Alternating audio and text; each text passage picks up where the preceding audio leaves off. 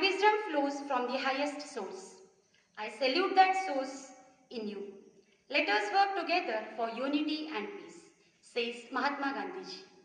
A warm welcome to everyone present here on the occasion of Mahatma Gandhi and Shastri Jayanti. May I now request our principal, Dr. C.B. Patil, to light the lamp and pay floral tributes to the portraits of Mahatma Gandhi ji and Lal Bahadur Shastri ji.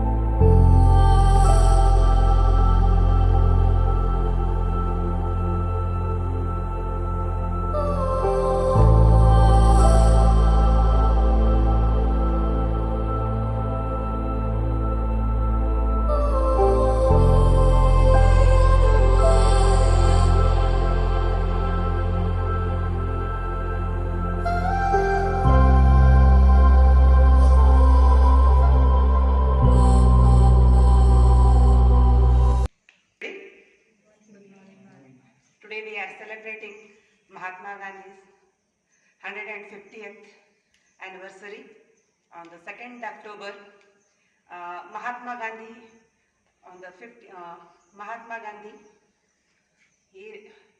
he worked a lot for the independence of the India.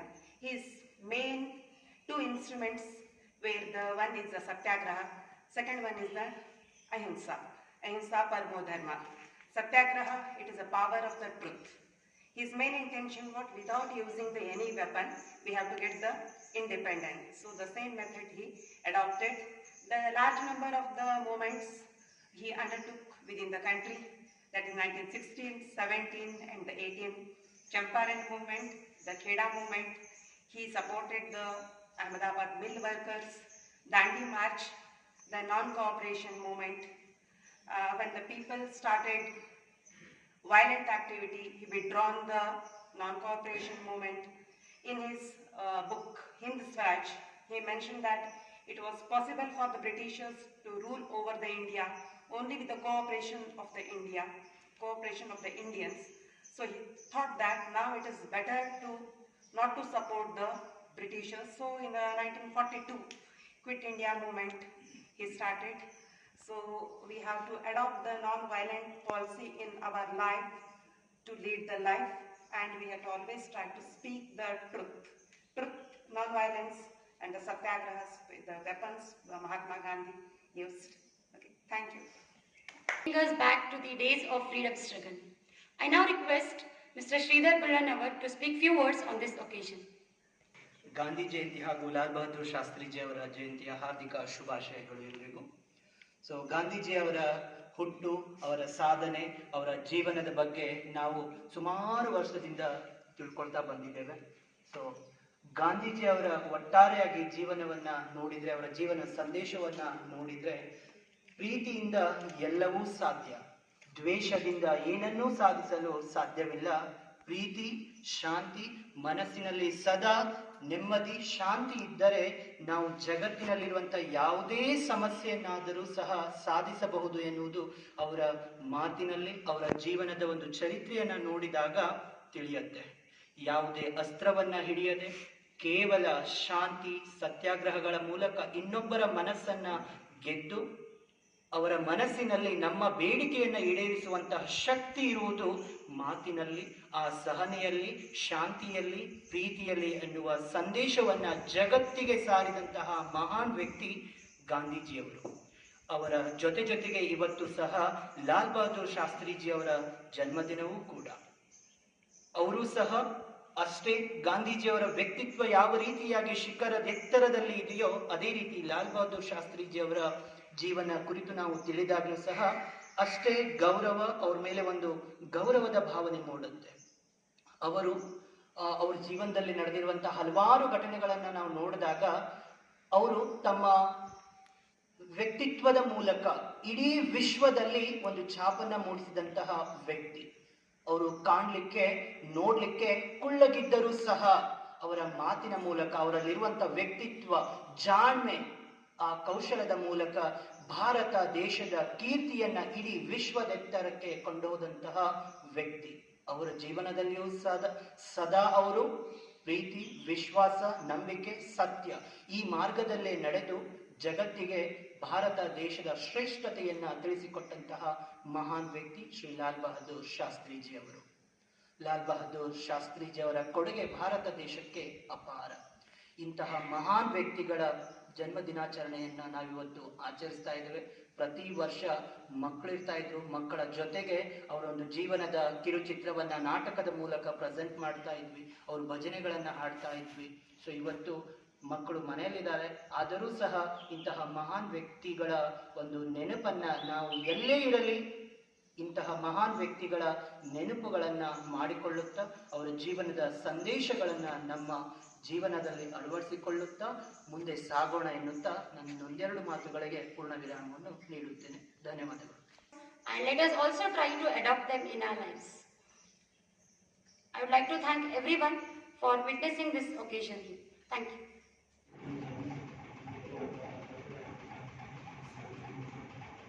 If I have the belief that I can do it, I shall surely acquire the capacity to do it, even if I may not have it at the beginning, says Mahatma Gandhi. He asked his family to fast for a day before addressing the nation to do the same. He is none other than Lal Bahadur Shastri. The famous slogan of Jai Jawan Jai Kisan was coined by Lal Bahadur Shastri. A cheerful morning to one and all present. We have gathered here to celebrate the birth anniversary of two great personalities and freedom fighters, Mahatma Gandhi, the father of our nation, and Lal Bahadur Shastri, the man of peace. Before we begin the celebration, I take this privilege to welcome the dignitaries. I would like to welcome Shri Prakash Prabhu, the administrator of Shri DRDM Trust, Shri Dinesh Nayak, principal of EPITI, Shri Prasanna Kumar Kulkarni, director of CBT RCT, Dr. C.B. Patil, principal of Vimalji Deshpande School of Excellence, as well as I extend my welcome to all the staff members of DRDM Trust, EPITI, CBT RCT and VVD School of Excellence. I also wish to welcome the students, trainees and the non-teaching staff of all the 3 units to this celebration. Once again, a hearty welcome to each and everyone present here. A lamp does not speak, it introduces itself through its light. Achievers never expose themselves, but their achievements expose them. Now, it's time to drive out darkness and by lighting the lamp. I kindly request the dignitaries to light the lamp and pay floral tributes to the portraits of Mahatma Gandhi ji and Lal Bahadur Shastri. Let us all pay respect to the great leaders.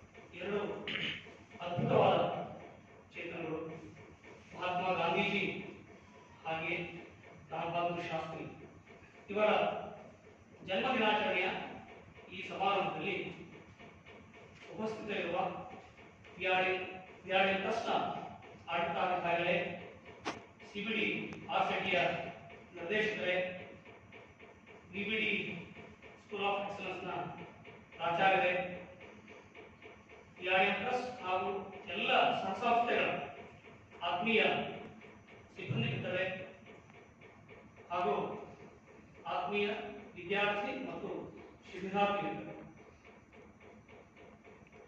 ಪ್ರತಿ ವರ್ಷ ಗಾಂಧಿ ಜಯಂತಿಯ ಆಚರಣೆಯಲ್ಲಿ ಈ ವೇದಿಕೆ ನಮ್ಮ ವಿಬಿಡಿ school of excellence ವಿದ್ಯಾರ್ಥಿನಿಯರಿಂದ ತುಂಬಿರ್ತಾ ಇದೆ. ಅವರ ವಿವಿಧ ರಚನಾತ್ಮಕ ಕೆಲವೊಂದು ಕಾರ್ಯಕ್ರಮಗಳು ಇಲ್ಲಿ ನಡೀತಾ ಇದೆ. ಆದರೆ ಪ್ರಸ್ತುತ ಈ ಕೋವಿಡ್-19 ಪ್ಯಾಂಡಮಿಕ್ ಅವರ ಅವಕಾಶವನ್ನು ಅವರಿಗೆ ತಪ್ಪಿಸಿ ಅದನ್ನು ಇವತ್ತು ನಮಗೆ ಕೊಟ್ಟಿದೆ. ಇನ್ನು ಮಹಾತ್ಮ ಗಾಂಧಿಯವರ ಬಗ್ಗೆ, ಅವರ ಜೀವನ ಚರಿತ್ರೆಯ ಬಗ್ಗೆ, ಅವರ ಸ್ವಾತಂತ್ರ್ಯ ಹೋರಾಟದ ಬಗ್ಗೆ ನಮಗೆಲ್ಲರಿಗೂ ಗೊತ್ತೇ ಇದೆ. ಆದರೆ ಪ್ರತಿ ವರ್ಷ ಕನಿಷ್ಠ ಪಕ್ಷ ಅವರ ಜನ್ಮ ದಿನಾಚರಣೆಯ ಸಂದರ್ಭದಲ್ಲಾದರೂ ಅದನ್ನ ಇನ್ನೊಮ್ಮೆ ಮನನ ಮಾಡಿಕೊಂಡು ಅಥವಾ ನೆನಪಿಸಿಕೊಂಡು ಪ್ರೇರಣೆಯನ್ನು ಪಡೆಯುವುದು ಇಂತಹ ಕಾರ್ಯಕ್ರಮಗಳ ಉದ್ದೇಶ. ತಮಗೆಲ್ಲ ಗೊತ್ತಿರುವ ಹಾಗೆ ಮಹಾತ್ಮ ಗಾಂಧಿಯವರು 1869 ಅಕ್ಟೋಬರ್ 2ರಂದು ಗುಜರಾತ್ನ ಪೋರ್ಬಂದರ್ನಲ್ಲಿ ಜನಿಸಿದರು. ಅವರ ತಂದೆ ಕರಮ್ಚಂದ್ ಗಾಂಧಿ, ತಾಯಿ ಪುತಲಿಬಾಯಿ. ಮಹಾತ್ಮ ಗಾಂಧಿಯವರ ಮೂಲ ಹೆಸರು ಮೋಹನ್ ದಾಸ್ ಕರಮ್ಚಂದ್ ಗಾಂಧಿ. ಗಾಂಧೀಜಿಯವರ ಬಾಲ್ಯವೂ ಸಹ ತಮಗೆ ಗೊತ್ತಿದೆ. ಗಾಂಧೀಜಿಯವರ ಬಾಲ್ಯದಲ್ಲಿ 3 ಮುಖ್ಯ ವಿಷಯ ಅಥವಾ ಕಾರಣಗಳು ಬಾಲಕ ಮೋಹನ್ ದಾಸ್ ಮುಂದೆ ಮಹಾತ್ಮನಾಗಿ ಪರಿವರ್ತನೆ ಆಗಲಿಕ್ಕೆ ಒಂದು ಮೂಲ ಪ್ರೇರಣೆ. ಅವು ಯಾವೆಂದ್ರೆ, ಮೊದಲದಾಗಿ ಅವರ ತಾಯಿ ಪುತಲಿಬಾಯಿ. ಅವಳು ಬಹಳ ಸಂಪ್ರದಾಯ ಸ್ಮೃತಿ, ಧರ್ಮಭೀ, ಉಪವಾಸ ವ್ರತಗಳಲ್ಲಿ ಬಹಳ ನಿಷ್ಠೆ ಇದ್ದಂತ ಒಬ್ಬ ತಾಯಿ. ಅತ್ಯಂತ ಕಠಿಣವಾದ ಉಪವಾಸವನ್ನು ಮಾಡ್ತಾ ಇದ್ದಾರೆ. ಇದು ಮಹಾತ್ಮ ಗಾಂಧಿಯ ಮೇಲೆ ಬಹಳ ಪ್ರಭಾವ ಬೀರಿತು. ಮಹಾತ್ಮ ಗಾಂಧಿ ಮೇಲೆ ಬಹಳ ಪ್ರಭಾವ ಬೀರಿತು. ಬಹುಶಃ ಒಬ್ಬ ಮಹಾಪುರುಷ ಅಥವಾ ಮಹಿಳೆ ಹುಟ್ಟಬೇಕಂತಂದ್ರೆ ಒಬ್ಬ ಮಹಾತಾಯಿ ಬೇಕು. ನೀವು ಯಾವುದೇ ಒಬ್ಬ ಸಾಧಕರನ್ನ, ಮಹಾಪುರುಷರನ್ನು ನೋಡಿದ್ರೆ ಒಂದಲ್ಲ ಒಂದು ರೀತಿಯಲ್ಲಿ ಅವರ ವ್ಯಕ್ತಿತ್ವದ ಮೇಲೆ ಅವರ ತಾಯಿಯ ಪ್ರಭಾವ ಇದೆ. ನೀವು ಶಿವಾಜಿಯ ಉದಾಹರಣೆ ತಗೊಂಡು ಸಹ, ಶಿವಾಜಿ ಮುಂದೆ ಛತ್ರಪತಿ ಆಗಲಿಕ್ಕೆ ಮೂಲ ಪ್ರೇರಣೆ ಅವರ ತಾಯಿ ಜಿಜಾಬಾಯಿ. ಹಾಗೆ ಗಾಂಧೀಜಿಯವರಿಗೆ ಮೂಲ ಪ್ರೇರಣೆ ಅವರ ತಾಯಿ. ಇದು ಎರಡನೇದಾಗಿ ಅವರ ಬಾಲ್ಯದಲ್ಲಿ ನೋಡುವಂತ 2 ನಾಟಕಗಳು, ಒಂದು ಸತ್ಯ ಹರಿಶ್ಚಂದ್ರ, ಇನ್ನೊಂದು ಶ್ರವಣ ಕುಮಾರ್. ಸತ್ಯ ಹರಿಶ್ಚಂದ್ರನ ಸತ್ಯಸಂಧತೆ ಬಾಲಕ ಮೋಹನ್ ದಾಸ್ ಮೇಲೆ ಬಹಳ ಗಾಢವಾದ ಪರಿಣಾಮ ಬೀರಿತು. ಹಾಗೆ ಶ್ರವಣ ಕುಮಾರ್ ಮಾತೃಪಿತೃ ಭಕ್ತಿ ಅವರನ್ನ ಪ್ರೇರೇಪಿಸಿತು. ಮುಂದೆ ಅವರ ಜೀವನದಲ್ಲಿ ಈ 2 ಅಂಶಗಳು ಬಹಳ ದೊಡ್ಡ ಒಂದು ಪರಿಣಾಮವನ್ನು ಬೀರಿತು. ಇದು ಮೂರನೇದಾಗಿ ಅವರ ತಂದೆ ಸುರಿಸಿದ 3-4 ಕಣ್ಣೀರ ಹನಿಗಳು. ನಿಮ್ಗೆ ಗೊತ್ತಿದೆ, ಬಾಲಕನಾದಂತ ಮುಂದೆ ಯವನಾವಸ್ಥೆ ಕಾಲಿದ್ದಂತ ಮೋಹನ್ ದಾಸ್ ವಯೋಸಹಜವಾದ ಕೆಲವು ತಪ್ಪುಗಳನ್ನು ಮಾಡಿ, ಕೆಲವು ದುಷ್ಟರ ಸಹವಾಸ ಮಾಡಿ ದುಶ್ಚಟಗಳಿಗೆ ಬಲಿಯಾಗ್ತಾರೆ. ಆದರೆ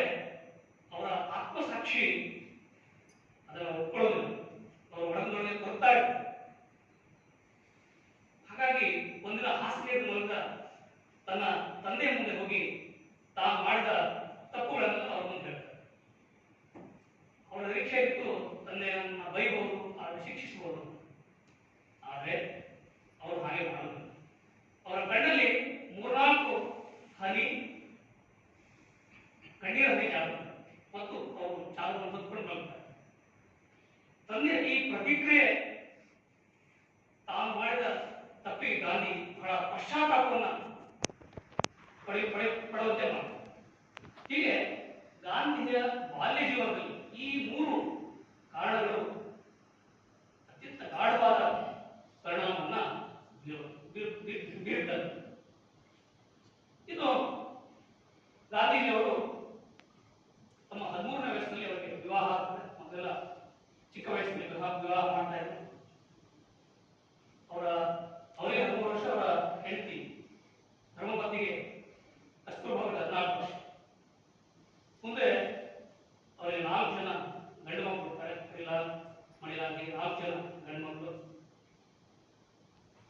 ಅವರ 19ನೇ ವಯಸ್ಸಲ್ಲಿ ಅವರ ಕುಟುಂಬದ ಹಿತೈಷಿಯೊಬ್ಬರು ನೀವು ಲಂಡನ್ ತೆರಳಬೇಕು, ಕಾನೂನು ಅಭ್ಯಾಸವನ್ನು ಮಾಡಬೇಕು ಹೇಳಿ ಒತ್ತಾಯಿಸ್ತಾರೆ. ಸೊ ಅವರ ಒಂದು ಪ್ರೋತ್ಸಾಹ ಅಥವಾ ಪ್ರೇರಣೆ ಮೇರೆಗೆ ಗಾಂಧಿಯವರು ಲಂಡನ್ಗೆ ತೆರಳಲಿಕ್ಕೆ ಅಣಿಯಾದರು. ಆ ಸಂದರ್ಭದಲ್ಲಿ ಅವರು ತಮ್ಮ ಕುಟುಂಬದವರಿಗೆ ಒಂದು ಮಾತನ್ನು, ನಾನು ವಿದೇಶದಲ್ಲಿ ಎಲ್ಲೇ ಇರಲಿ ಮದ್ಯ ಮಾಂಸ ಇದು ಯಾವುದನ್ನು ನಾನು ಮುಟ್ಟುವುದಿಲ್ಲ ಅನ್ನುವಂಥ ಒಂದು ವಾಗ್ದಾನವನ್ನು ಕೊಡ್ತಾರೆ. ಅವರು ಮುಂದೆ ಆಫ್ರಿಕಾದಲ್ಲಿದ್ದಾಗ, ಹಾಗೆ ಲಂಡನ್ನಲ್ಲಿದ್ದಾಗ ಎಲ್ಲ ಕಡೆ ಇದನ್ನ ಅತ್ಯಂತ ಬದ್ಧತೆಯಿಂದ ಪಾಲಿಸ್ತಾರೆ. ನೋಡಿ, ಮಹಾತ್ಮರ ಅನುಯಾಯಿಗಳಲ್ಲೂ ಸಹ ಇದೊಂದು ಬದ್ಧತೆ ಇದೆ. ತಾವು ಎಚ್ ನರಸಿಂಹಯ್ಯನವರ ಹೆಸರನ್ನ ಕೇಳಿರಬಹುದು. ಖ್ಯಾತ ಶಿಕ್ಷಣ ತಜ್ಞ ಮತ್ತು ವಿಚಾರವಾದಿ. ಅವರು ಅಪ್ಪಟ ಗಾಂಧಿವಾದ. ಅವರು ಒಂದು ವಿಶೇಷ ಅಧ್ಯಯನಕ್ಕಾಗಿ ಅಮೆರಿಕಕ್ಕೆ ತೆರಳುತ್ತಾರೆ. ಅಲ್ಲಿಯ ಒಂದು ಆಹಾರಾಭ್ಯಾಸ ಅವರಿಗೆ ಸೇರುವುದಿಲ್ಲ. ಅವರು ಹೆಚ್ಚು ಕಡಿಮೆ ತಾವು ಅಮೆರಿಕಾದಲ್ಲಿ ಇದ್ದಷ್ಟು ಕಾಲ ಉಪ್ಪಿಟ್ಟನ್ನೇ ಮುಖ್ಯ ಆಹಾರವಾಗಿ ಸೇರಿಸಿಕೊಂಡು ತಮ್ಮ ಅಮೆರಿಕ ಒಂದು ಅಲ್ಲಿಯ ಒಂದು ಅವಧಿಯನ್ನು ಮುಗಿಸಿ ಭಾರತಕ್ಕೆ ಹಿಂದಿರುತ್ತಾರೆ. ಗಾಂಧಿಯವರ ಪ್ರಭಾವ ಅವರ ಅನುಯಾಯಿಗಳ ಮೇಲೂ ಅಷ್ಟೇ. ಇನ್ನು ಗಾಂಧಿಯವರು ಲಂಡನ್ ಒಂದು ಸಾಮಾನ್ಯ ಯೂನಿವರ್ಸಿಟೀಸ್ ಲಾ ಸ್ಕೂಲಲ್ಲಿ ಕಾನೂನನ್ನು ಅಭ್ಯಾಸ ಮಾಡ್ತಾರೆ. ಬ್ಯಾರಿಸ್ಟರ್ ಆಗಿ ಪದವಿಯನ್ನು ಪಡಿತಾರೆ ಮತ್ತು ಭಾರತಕ್ಕೆ ಹಿಂದಿರುತ್ತಾರೆ. ಭಾರತಕ್ಕೆ ಹಿಂದಿರುಗಿದ ಮೇಲೆ ಲಾ ಪ್ರಾಕ್ಟೀಸ್ ಶುರು ಮಾಡ್ತಾರೆ. ಆದರೆ ಗಾಂಧಿ ಅಂತ ಮಾತುಗಾರರು ಅವರು ಕ್ರಾಸ್ ಎಕ್ಸಾಮಿನೇಷನ್ ಅಲ್ಲಿ ಅವರಿಗೆ ಯಾವ ಒಂದು ಪರಿಣಿತಿ ಅಥವಾ ಒಬ್ಬ ಒಳ್ಳೆಯ ವಕೀಲ ಇರಬೇಕಂತ ಯಾವ ಕ್ವಾಲಿಟಿನೂ ಅವರಲ್ಲಿ ಇರುವುದಿಲ್ಲ. ಹಾಗಾಗಿ ಗಾಂಧಿಯವರು ತಮ್ಮ ವೃತ್ತಿ ಜೀವನದ ಆರಂಭಿಕ ದಿನಗಳಲ್ಲಿ ಯಶಸ್ಸನ್ನು ಕಾಣುವುದು. ಸೊ ಅದೇ ಸಂದರ್ಭದಲ್ಲಿ ಆಫ್ರಿಕಾದಲ್ಲಿ ನಮ್ಮ ಭಾರತೀಯರು ಅನೇಕ ವ್ಯಾಪಾರ ವ್ಯವಹಾರಗಳು ನಡೆಸ್ತಾರೆ. ಆ ಸಂದರ್ಭದಲ್ಲಿ ಆಫ್ರಿಕಾವು ಸಹ ಬ್ರಿಟಿಷರ ಆಡಳಿತಕ್ಕೆ ಒಳಪಟ್ಟಿದೆ. ಸೊ ಅಲ್ಲಿ ನಮ್ಮ ವ್ಯಾಪಾರಿಗಳು ತಮ್ಮ ಒಂದು ವ್ಯಾಪಾರ ವ್ಯವಹಾರಗಳ ಕಾನೂನು ಸಲಹೆಗಳನ್ನು ಅಥವಾ ತಮ್ಮ ಪರವಾಗಿ ಆಫ್ರಿಕಾದ ನ್ಯಾಯಾಲಯಗಳಲ್ಲಿ ವಾದ ಮಾಡಲಿಕ್ಕೆ ನೀವು ಬರಬೇಕು ಅಂತ ಅವರಿಗೆ ಕೇಳಿದಾಗ ಗಾಂಧಿ ಅವಕಾಶವನ್ನು ಒಪ್ಪಿಕೊಂಡು ಆಫ್ರಿಕಾಕ್ಕೆ ತೆರಳುತ್ತಾರೆ. ಆಫ್ರಿಕಾ ಅವರ ಜೀವನ ಏನಿದೆ ನಿಜವಾಗಿಯೂ ಅಲ್ಲೇ ಒಬ್ಬ ಹೋರಾಟಗಾರ ಮಹಾತ್ಮ ಗಾಂಧಿ ರೂಪಿತರು. ಒಂದು ಘಟನಾವಳಿಗೆ ತಮಗೆ ಗೊತ್ತಿರಬಹುದು. ಗಾಂಧಿಯವರು ಪ್ರಿಟೋರಿಯಾಕ್ಕೆ ರೈಲಲ್ಲಿ ಹೋಗ್ಲಿಕ್ಕೆ ಟಿಕೆಟ್ ಅನ್ನು ಖರೀದಿಸ್ತಾರೆ. ಸೊ ಸಹಜವಾಗಿ ಒಬ್ಬ ವ್ಯಾಪಾರಿಯ ನ್ಯಾಯವಾದಿ ಆಗಿರೋದ್ರಿಂದ ಅವರೆಲ್ಲ ಸೌಲಭ್ಯಗಳನ್ನು ಕಲ್ಪಿಸಿಕೊಡ್ತಾರೆ. ಅವರಿಗೆ ಪ್ರಥಮ ದರ್ಜೆಯ ಟಿಕೆಟ್ ಅನ್ನ ಕೊಡಿಸಿರ್ತಾರೆ. ಪ್ರಥಮ ದರ್ಜೆಯ ಟಿಕೆಟ್ ಅನ್ನು ತೆಗೆದುಕೊಂಡು ಅವರು ಆ ಬೋಗಿಯಲ್ಲಿ ಪ್ರಯಾಣ ಮಾಡ್ತಾರೆ. ಆದರೆ ಅವರ ಸಹ ಪ್ರಯಾಣಿಕರಾದ ಕೆಲವೊಂದು ಬಿಳಿಯರು ಅದನ್ನು ಅಬ್ಜೆಕ್ಷನ್ ಮಾಡ್ತಾರೆ. ಸೊ ಆಗ ಒಬ್ಬ ಬಿಳಿಯ ರೈಲ್ವೆ ಅಧಿಕಾರಿ ಮಧ್ಯೆ ಒಂದು ರೈಲ್ವೆ ಸ್ಟೇಷನ್ ಅಲ್ಲಿ ಅವರನ್ನು ದಬ್ಬಿ ಹಾಕ್ತಾರೆ. ಅವರು ಇಡೀ ರಾತ್ರಿ ಚಳಿಯಲ್ಲಿ ರೈಲ್ವೆಗಳನ್ನು ಬಳಸುತ್ತಾರೆ. ಸೊ ಈ ಘಟನೆಯನ್ನ ಒಮ್ಮೆ ನಮ್ಮ ಟ್ರಸ್ಟ್ನಿಂದ ದಾಂಡೇಲಿ ಪ್ರತಿಭಾ ಪುರಸ್ಕಾರ ಸಂದರ್ಭದಲ್ಲಿ ಡಾಕ್ಟರ್ ಘಟನೆ ಬಹಳ ಸುಂದರವಾಗಿದೆ. ಪ್ರತಿಕಾರ ಮತ್ತು ಪರಿವರ್ತನೆ ಇದರ ವ್ಯತ್ಯಾಸವನ್ನು ನಾವು ಉದಾಹರಣೆಗಳಿಗೆ ತೋರಿಸ್ತೇವೆ. ಒಂದು ವೇಳೆ ಈಶ್ವರನ ದಬ್ಬಿಸ Thank you, sir, for enlightening us with your rich thoughts and taking us back to the childhood days and the achievements of Gandhiji, and also focusing on the impact of his mother in his life, which gave us a great freedom fighter who fought to make India independent through the path of non-violence. Let us also try to inculcate the values and the discipline followed by Gandhiji in our lives. I kindly request Shri Prasanna Kumar Kulkarni, Director of CBD RCT, to share his thoughts about Lal Bahadur Shastri. ಇಂದಿನ ಈ ಕಾರ್ಯಕ್ರಮದಲ್ಲಿ ಉಪಸ್ಥಿತರಾದಂಥ Shri Prakash sir ಅವರೇ, Shri Dinesh Nayak sir ಅವರೇ, Shri C V ಪಾಟೀಲ್ರೆ ಹಾಗೂ ನಮ್ಮ ಸಂಸ್ಥೆಯ ಸಿಬ್ಬಂದಿ ವರ್ಗದವರೇ ಹಾಗೂ ಎಲ್ಲ ಸಂಸ್ಥೆಯ ಸಿಬ್ಬಂದಿ ವರ್ಗದವರೇ ಹಾಗೂ ಶಿಬಿರಾರ್ಥಿ, ದಿವಸ ಶಾಸ್ತ್ರೀಜಿಯವರ ಜನ್ಮದಿನ ಅಂತೇಳಿ ಬಹಳಷ್ಟು ಜನಕ್ಕೆ ಗೊತ್ತಿಲ್ಲ. ಸ್ವಲ್ಪ ತಮಾಷೆಯಾಗಿ ಹೇಳ್ಬೇಕು ಅಂತಂದ್ರೆ, ಯಾಕೆ ಅಂತಂದ್ರೆ ನೀವು ಎಲ್ಲ ಕ್ಯಾಲೆಂಡರ್ ನೋಡಿ ಅಕ್ಟೋಬರ್ 2 ಅಂದ್ರೆ ಗಾಂಧಿ ಜಯಂತಿ ಅಂತ ಬರೀತಾರೆ, ಇಲ್ಲಿ ಕೂಡ ಲಾಲ್ ಬಹದ್ದೂರ್ ಶಾಸ್ತ್ರಿ ಅಂತ ಹೇಳಿ ಬರೀ. ಸೊ ನಾವು ಸಣ್ಣವರಿದ್ದಾಗ ಅದನ್ನೇ ನೋಡಿ ನೋಡಿ ನೋಡಿ ನಮ್ಮ ತಲೆಯಲ್ಲಿ ಅಂದ್ರೆ ಅಕ್ಟೋಬರ್ 2 ಅಂತಂದ್ರೆ ಗಾಂಧಿ ಜಯಂತಿ ಅಂತಾನೆ ನಾವು ತಿಳ್ಕೊಂಡ್ಬಿಡ್ತೀವಿ ಹೊರತು ಲಾಲ್ ಬಹದ್ದೂರ್ ಶಾಸ್ತ್ರಿ ಅಂತ ಹೇಳಿ ಬಹಳಷ್ಟು ಜನಕ್ಕೆ ನಮ್ಮ ಕಲ್ಪನೆಗೆ ಬರೋದು.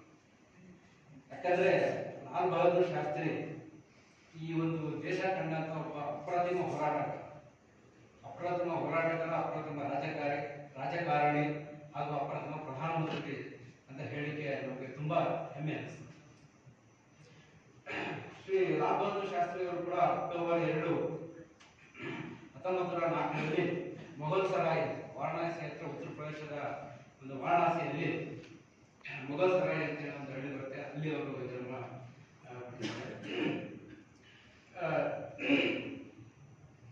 ಸೊ ಅವರು ಲಾಲ್ ಬಹದ್ದೂರ್ ಶಾಸ್ತ್ರಿ ಅವರ ಒಂದು ಜೀವನ ಕೂಡ ಮೊದಲಿನಿಂದಲೂ ಕೂಡ ಅವರು ಬಹಳಷ್ಟು ಬಡತನದಲ್ಲಿ ಬೆಳೆದು ಬಂದರು. ಅವರ ಬಡತನ ಎಷ್ಟಿತ್ತು ಅಂತಂದ್ರೆ, ಆಕ್ಚುಲಿ ಅವರು ಸ್ಕೂಲ್ಗೆ ಹೋಗ್ಬೇಕಂತಂದ್ರೆ ಅಲ್ಲಿ ಗಂಗಾ ನದಿಯನ್ನು ಬರ್ತಿತ್ತಲ್ಲ, ಗಂಗಾ ನದಿಯನ್ನು ದಾಟಿ ಹೋಗ್ಬೇಕು. ಎಷ್ಟೋ ಸಲ ಅವರಿಗೆ ಸ್ಕೂಲಿಗೆ ಹೋಗ್ಲಿಕ್ಕೆ ದುಡ್ಡು ಇರ್ತಿಲ್ಲ. ಸೊ ದುಡ್ಡು ಇರ್ತಕ್ಕಂಥ ಸಂದರ್ಭದಲ್ಲಿ ಅವರು ಗಂಗಾ ನದಿಯನ್ನ ದಾಟಿ ತಮ್ಮ ಏನು ಪುಸ್ತಕ ಏನು ಸ್ಕೂಲ್ ಬ್ಯಾಗನ್ನ ತಮ್ಮ ತಲೆ ಮೇಲೆ ಇಟ್ಕೊಂಡು ಗಂಗಾ ನದಿಯನ್ನು ಈಜಿ ದಾಟಿ ಸ್ಕೂಲಿಗೆ ಹೋಗ್ತಾ ಇದ್ರು. ಸೊ ಅಷ್ಟು ಬಡತನದಲ್ಲಿ ಬೆಳೆದು ಬಂದಂಥವ್ರು ನಮ್ಮ ಶಾಸ್ತ್ರೀಜಿ. ಅವರು ಹಾಗೆ ಕಷ್ಟಪಟ್ಟು ತಮ್ಮ ಒಂದು ಪ್ರಾಥಮಿಕ ಶಿಕ್ಷಣವನ್ನ ವಾರಣಾಸಿಯಲ್ಲಿ ಮೊಘಲ್ ಸರಾಯಲ್ಲಿ ಮುಗಿಸ್ತಾರೆ. ಹಾಗೆ ಒಂದು ಹೆಚ್ಚಿನ ಒಂದು ವಿದ್ಯಾಭ್ಯಾಸವನ್ನು ಪದವಿಯನ್ನು ಪಡೆಯೋದಕ್ಕೋಸ್ಕರ ಅವರು ಕಾಶಿ ವಿಶ್ವವಿದ್ಯಾಲಯಕ್ಕೆ ಹೋಗ್ತಾರೆ. ಅಲ್ಲಿ ಕೂಡ 4 ವರ್ಷದ ಒಂದು ಪದವಿಯನ್ನು ಪೂರೈಸ್ತಾರೆ. ಸೊ ಅವ್ರಿಗೆ ನಾವೆಲ್ಲರೂ ತಿಳಿದ ಹಾಗೆ ಲಾಲ್ ಬಹದ್ದೂರ್ ಶಾಸ್ತ್ರಿ ಅಂತ ಹೇಳಿ ಕರಿತೀವಿ. ಆಕ್ಚುಲಿ ಶಾಸ್ತ್ರಿ ಅನ್ನೋದು ಅವ್ರಿಗೆ ಅದು ಸರ್ನೇಮ್ ಅಲ್ಲ, ಅವ್ರ ಆಕ್ಚುಲಿ ಹೆಸರಿರೋದು ಲಾಲ್ ಬಹದ್ದೂರ್ ಶ್ರೀವಾಸ್ತವ ಅಂತ. ಸೊ ಅದು ಕಾಶಿ ವಿದ್ಯಾಪೀಠದಲ್ಲಿ ಏನಂತಂದ್ರೆ 4 ವರ್ಷದ ಅದು ಪದವಿಯನ್ನು ಪೂರೈಸಿದ್ರೆ ಶಾಸ್ತ್ರಿ ಅಂತ ಹೇಳಿದ್ದು ಬಿರುದನ್ನು ಕೊಡ್ತಾರೆ. ಸೊ ಅದನ್ನ ಅವರು ಪದವಿಯನ್ನು ಪೂರೈಸಿ ಅದನ್ನು ಪಡ್ಕೊಳ್ಳೋದಕ್ಕೆ ಅವ್ರಿಗೆ ಸೊ ಹೀಗೆ ಲಾಲ್ ಬಹದ್ದೂರ್ ಶಾಸ್ತ್ರಿ ಅಂತ ಹೇಳಿ ನಾವು ಎಲ್ಲರೂ ಅವ್ರನ್ನ ಕರೀತಾರೆ. ನಿಮ್ಗೆಲ್ಲರಿಗೂ ಗೊತ್ತಿರಬಹುದು, ಲಾಲ್ ಬಹದ್ದೂರ್ ಶಾಸ್ತ್ರಿ ಅವರು ಸುಮಾರು ಒಂದು 14ನೇ ವಯಸ್ಸಲ್ಲಿ ಇರ್ಬೇಕಾದ್ರೆ ಅವರು ಸ್ವಾತಂತ್ರ್ಯದ ಒಂದು ಸಂಗ್ರಾಮದಲ್ಲಿ, ಸ್ವಾತಂತ್ರ್ಯದ ಒಂದು ಚಳುವಳಿಯಲ್ಲಿ ಧುಮುಕ್ರೆ 14 ವಯಸ್ಸು ಅಷ್ಟೇ. ಅವರೇನಪ್ಪ ಅಂದ್ರೆ ಗಾಂಧೀಜಿಯವರ ಒಂದು ಕಟ್ಟ ಅನುಯಾಯಿ. ಅಹಿಂಸೆ, ಸತ್ಯ, ಪರಮಾತ್ಮ ಇವೆಲ್ಲ ಅನುಯಾಯಿಯಾಗಿದ್ದರು. ಗಾಂಧೀಜಿಯವರ ಕಟ್ಟ ಅನುಯಾಯಿ. ಸೊ ಗಾಂಧೀಜಿಯವರ ಒಂದು ಹೋರಾಟದಿಂದ ಅವರ ಒಂದು ಮಾತುಗಳಿಂದ ಅವರು ಬಹಳಷ್ಟು ಪ್ರಭಾವಿತರಾಗಿ ಸ್ವಾತಂತ್ರ್ಯ ಸಂಗ್ರಾಮಕ್ಕೆ ಧುಮುಕ್ತಾರೆ. ಅವರು ಸಾಕಷ್ಟು ಚಳವಳಿಗಳಲ್ಲಿ ಭಾಗವಹಿಸ್ತಾರೆ. ಅವರು ಮೊದಲನೇದಾಗಿ 1921 ನಂತರ ಅಸಹಕಾರ ಚಳವಳಿಯಲ್ಲಿ ಭಾಗವಹಿಸ್ತಾರೆ.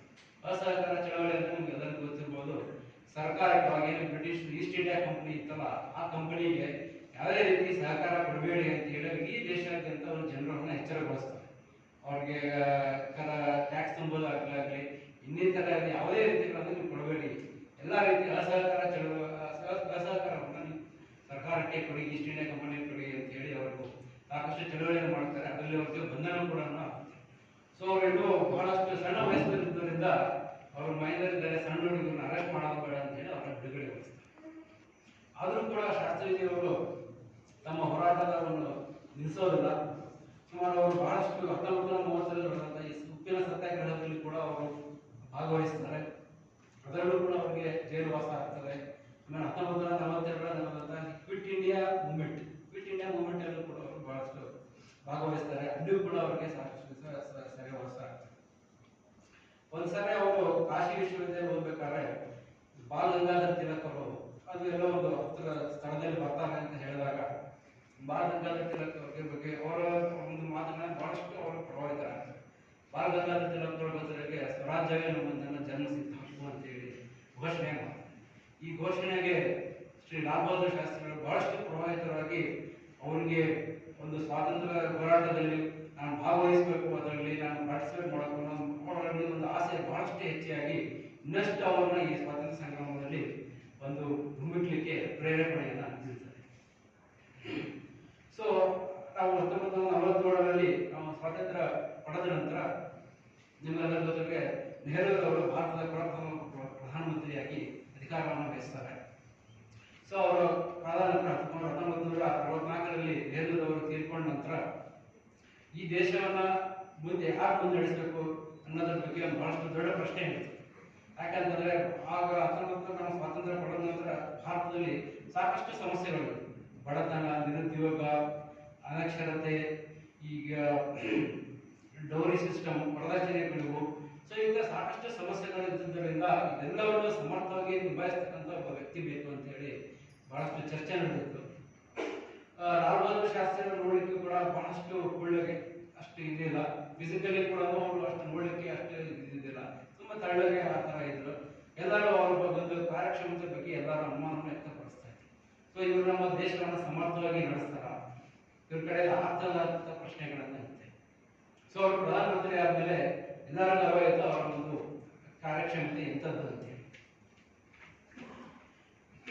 ಸೊ 1964ರಲ್ಲಿ ಅವರು ಪ್ರಧಾನಮಂತ್ರಿಯಾಗಿ ಒಂದು ಅಧಿಕಾರವನ್ನು ವಹಿಸಿಕೊಂಡಾಗ ಆಗಿದ್ದಂಥ ಮೊದಲು ಸಮಸ್ಯೆಗಳೇನಿತ್ತು ಎಲ್ಲರೂ ಪಟ್ಟಿ ಮಾಡಿ ಮೊದಲಿಗೆ ಅವರಿಗೆ ಬಂದದ್ದು ನಾವು self sufficient first of all food grains, ನಮ್ಮಲ್ಲಿ ಆಹಾರದ ಕೊರತೆ ಇದೆ, ಹಸಿವಿನ ಕೊರತೆ ಇದೆ, ಬಹಳಷ್ಟು ಜನ ಊಟ ಇಲ್ಲದೆ ಸಾಯ್ತಾ ಇತ್ತು.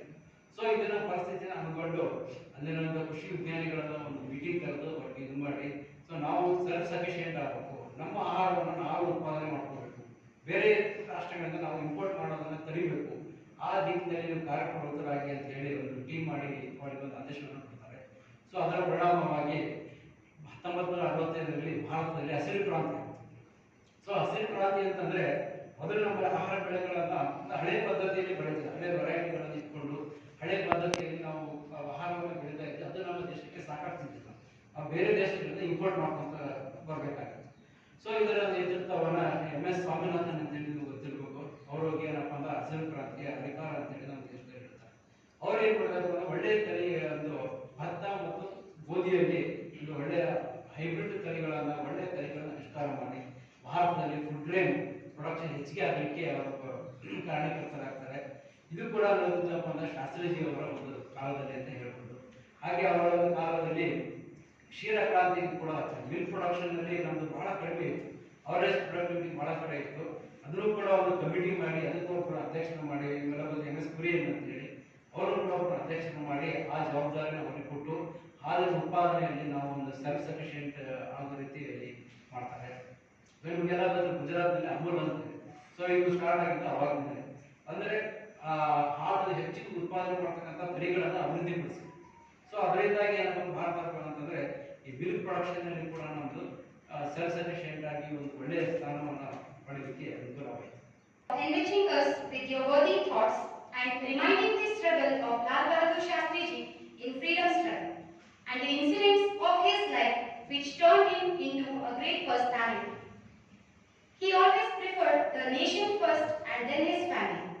Let us try to inculcate at least some of these values to lead a disciplined life.